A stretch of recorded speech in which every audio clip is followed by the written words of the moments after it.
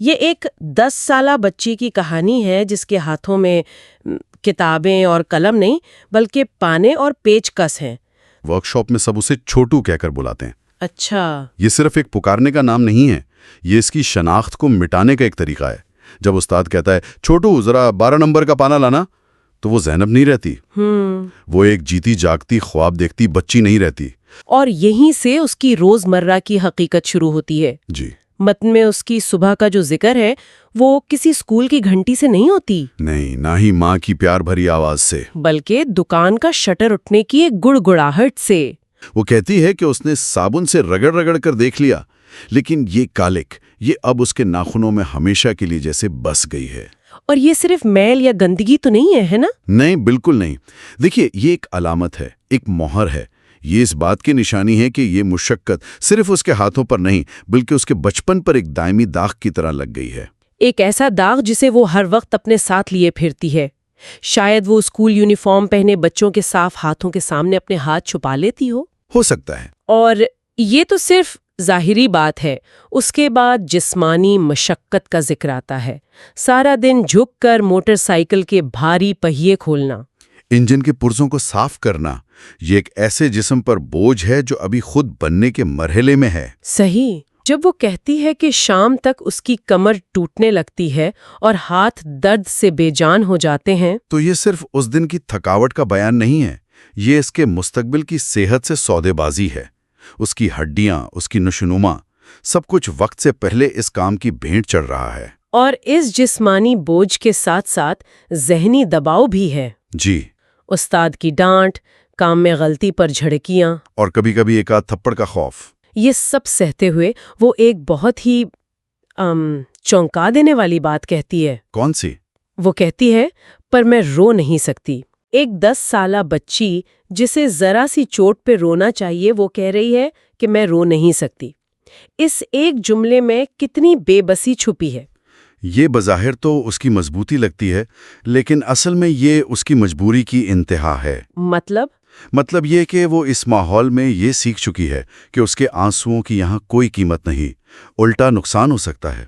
اگر وہ روئے گی تو کام رکے گا، استاد غصہ ہوگا، اور ہو سکتا ہے دن کی دہاڑی بھی کٹ جائے۔ تو کیا یہ مضبوطی ہے یا بے بسی کی وہ شکل جہاں انسان اپنے جذبات کو ظاہر کرنے کا حق بھی کھو دیتا ہے؟ میرے خیال میں یہ ایک سیکھا ہوا رویہ ہے، ایک سروائیول میکینزم۔ وہ جانتی ہے کہ اس کا رونا اس کے خاندان کے لیے روٹی کا خطرہ بن سکتا ہے۔ اسے شام کو گھر خالی ہاتھ نہیں جانا۔ بالکل، اس لیے وہ اپنے آنسوؤں کو گریس اور تیل کے ساتھ اندر ہی پی جاتی ہے۔ وہ وقت سے بہت پہلے بڑی ہو گئی ہے۔ ورکشاپ کی سخت دنیا سے نکل کر جب وہ باہر گلی میں دیکھتی ہے تو ایک اور ہی دنیا نظر آتی ہے، اور یہ ٹکراؤ شاید سب سے زیادہ تکلیف دہ ہے۔ جی، ذرائع میں بتایا گیا ہے کہ جب وہ اپنی عمر کی بچیوں کو اسکول جاتے دیکھتی ہے، صاف ستھرے یونیفارم میں، کندھوں پر بستے لٹکائے، بالوں میں رنگ برنگے ربن، ہنستی کھیلتی، ہاں، تو وہ کہتی ہے کہ اس کا دل کٹ کر رہ جاتا ہے۔ یہ دو متوازی کائناتیں ہیں جو ایک ہی وقت ایک ہی جگہ پر موجود ہیں۔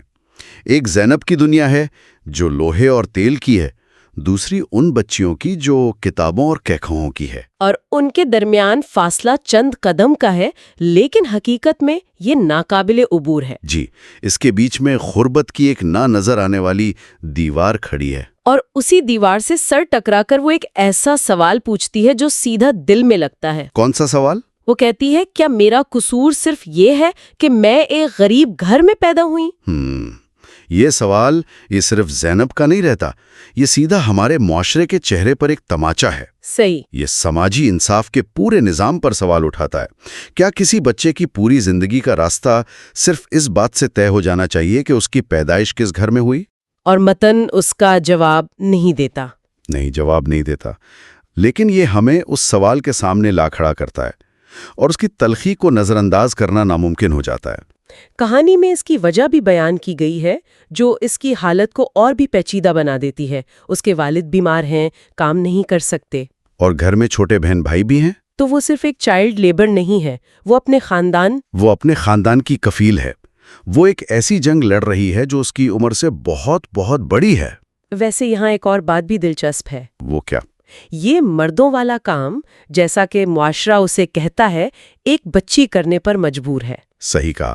یعنی جب ضرورت پڑتی ہے تو صنفی کرداروں کی ساری دیواریں گرا دی جاتی ہیں، لیکن اس کے باوجود اسے وہ عزت یا تحفظ نہیں ملتا جو ایک کمانے والے کو ملنا چاہیے۔ اس میں گہری ستم ظریفی ہے۔ جی، وہ ایک ہی وقت میں صنفی توقعات کو توڑ بھی رہی ہے اور حالات کا شکار بھی ہے۔ اسے کام سے فرصت ملتی ہے تو وہ گڑیا یا گیند سے نہیں کھیلتی، اس کے کھلونے ہیں ورک شاپ میں پڑے پرانے زنگ آلودہ نٹ اور بولٹ۔